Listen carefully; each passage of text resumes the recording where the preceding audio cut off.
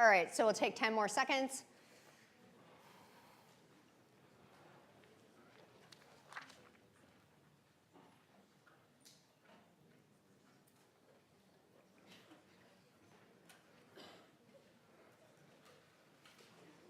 Yes, 88%, that's great. Of course, if you looked and said, if you didn't believe it could be a donor, then that ruled out 3 of the 4, but that's okay. Those are good things. So yes, if it has high electronegativity, it's going to be an electron acceptor.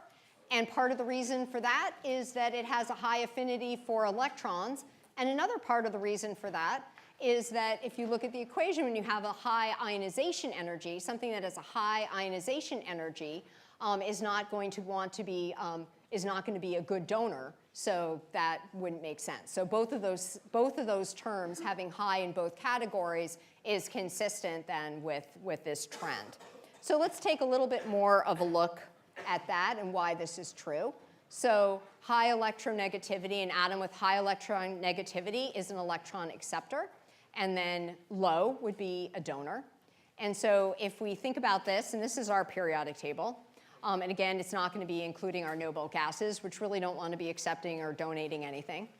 So in this corner then, we had our high ionization energy, and we also saw last class that we had high electron affinity, and we saw last class we had high ionization energy. So it doesn't want to give up an electron, but it does want to accept one. So we have things that are going to be good acceptors. And down here, we have low ionization energy. So it's easy to donate an electron.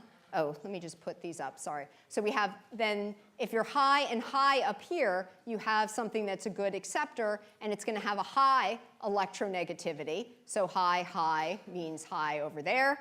And then down here, we have low, low, which means we have low electronegativity, low ionization energy. It's easy to give something up. Low electron affinity. It doesn't want electrons. It's happy to give up electrons. And if it gives up electrons, then you can get a complete octet. It can have a Nobel gas configuration. So on this side, you need electrons. This side, it's happy to give them up.